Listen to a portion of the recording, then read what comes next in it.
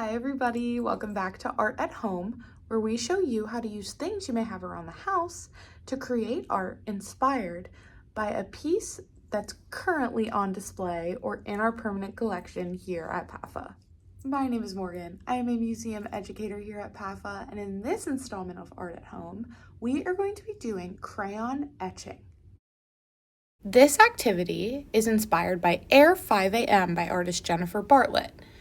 Here, she uses chemical solutions in scraping on paper to create the etched image. This, of course, is something we can mimic at home. Before we get started, let's take a look at the list of things we're going to need.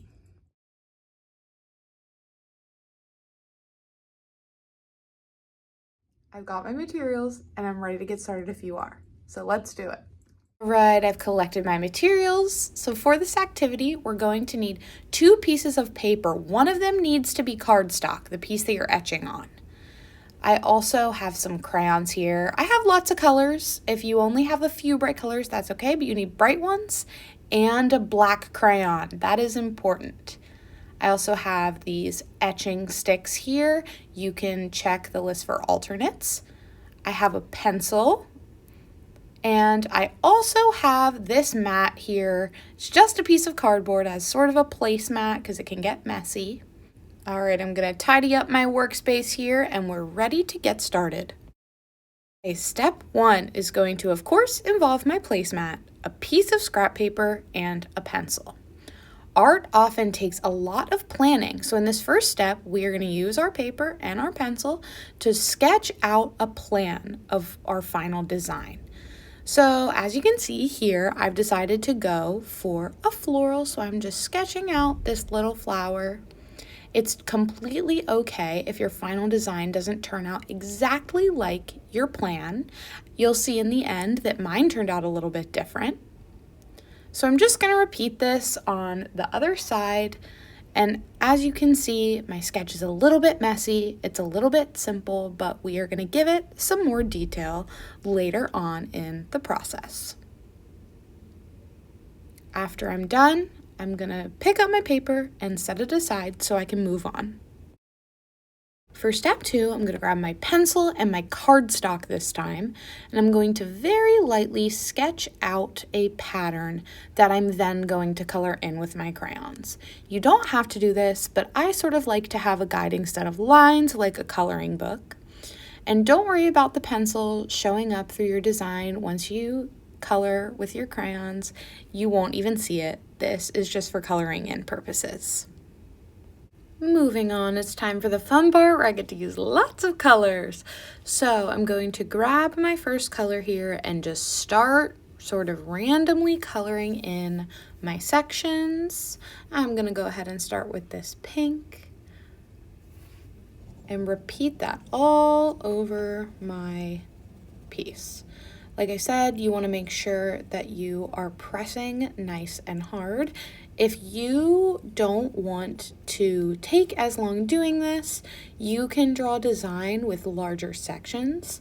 I tend to use smaller sections because I think that you get more color in there, which is pretty fun. As you can see, I'm moving on to this green, another just random section, pressing super hard on there. And I am just going to repeat this until all of my sections are colored in.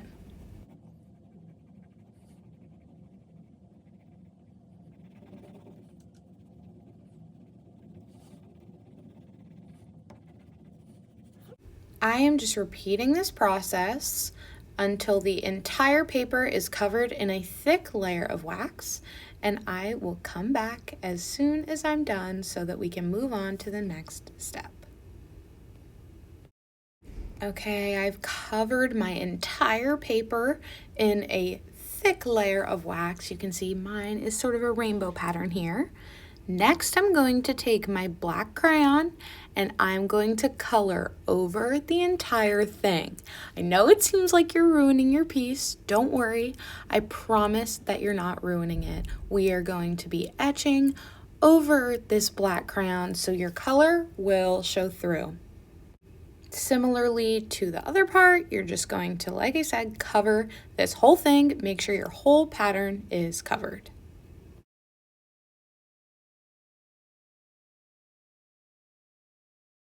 Okay, as you can see, my paper is completely covered in a pretty thick layer of black crayon wax. You can still see my pattern through here a little bit, which I don't mind. You're probably not going to be able to cover the whole thing.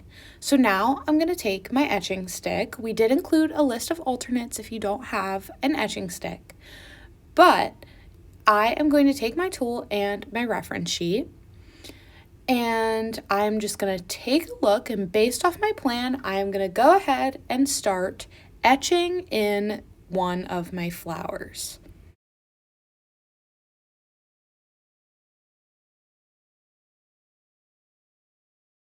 You might notice that wax will start to build up on your etching tool, so you can just grab a paper towel or on your placemat, wipe it off. On my tool, you can see that there's a pointy side and a flatter side. When I use the flatter side, it creates a thicker line.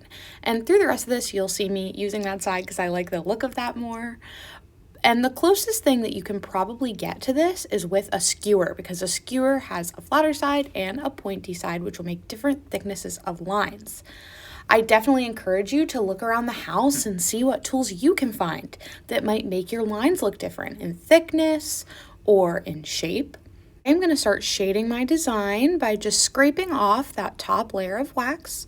And like you can see here, the more of that you scrape off, the more color you'll see through.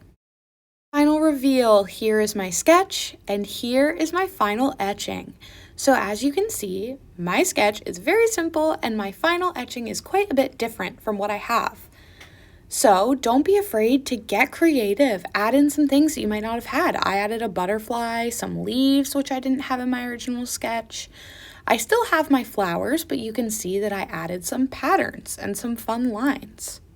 Have fun, be creative. Thanks for joining us, and don't forget to tag us on Instagram if you tried this out.